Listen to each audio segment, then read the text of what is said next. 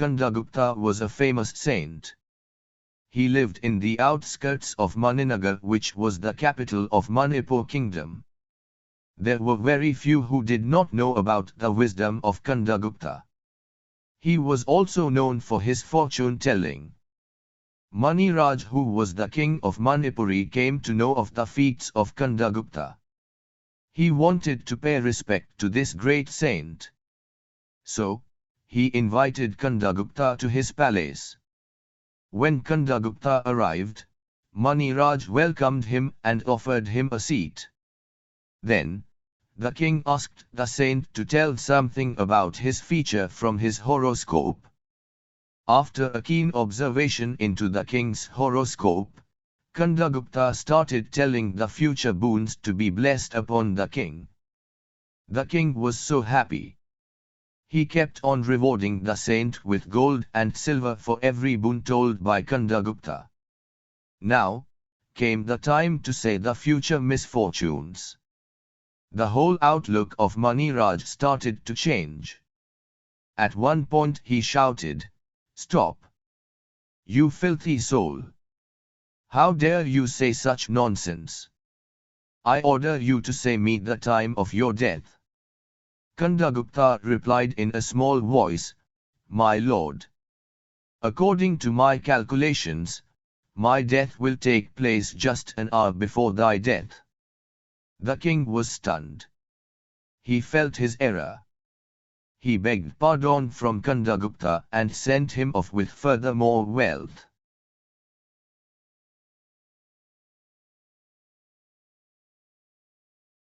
A young woman went to her mother and told her about her life and how things were so hard for her. She did not know how she was going to make it and wanted to give up. She was tired of fighting and struggling. It seemed that, as one problem was solved, a new one arose. Her mother took her to the kitchen. She filled 3 pots with water and placed each on a high fire. Soon the pots came to a boil. In the first, she placed carrots, in the second she placed eggs, and in the last she placed ground coffee beans. She let them sit and boil without saying a word. In about 20 minutes, she turned off the burners. She fished the carrots out and placed them in a bowl. She pulled the eggs out and placed them in a bowl. Then she ladled the coffee out and placed it in a bowl. Turning to her daughter, she asked, "Tell me, what do you see?" "Carrots, eggs, and coffee," the young woman replied. The mother brought her closer and asked her to feel the carrots. She did and noted that they were soft. She then asked her to take an egg and break it. After pulling off the shell, she observed the hard-boiled egg. Finally, she asked her to sip the coffee. The daughter smiled as she tasted its rich aroma. The daughter then asked, "What does it mean, mother?" Her mother explained that each of these objects had faced the same adversity, boiling water, but each reacted differently. The carrot went in strong, hard and unrelenting. However, after being subjected to the boiling water, it softened and became weak. The egg had been fragile. Its thin outer shell had protected its liquid interior. But, after sitting through the boiling water, its inside became hardened. The ground coffee beans were unique, however. After they were in the boiling water, they had changed the water. "Which are you?" the mother asked her daughter.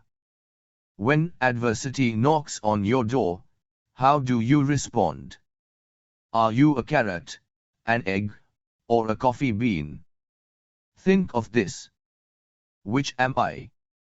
Am I the carrot that seems strong but, with pain and adversity, do I wilt and become soft and lose my strength? Am I the egg that starts with a malleable heart, but changes with the heat. Did I have a fluid spirit but, after a death, a breakup or a financial hardship, does my shell look the same, but on the inside am I bitter and tough with a stiff spirit and a hardened heart? Or am I like the coffee bean? The bean actually changes the hot water, the very circumstance that brings the pain. When the water gets hot, it releases the fragrance and flavor. If you are like the bean, when things are at their worst, you get better and change the situation around you. When the hours are the darkest and trials are their greatest, do you elevate to another level? How do you handle adversity? Are you a carrot, an egg or a coffee bean?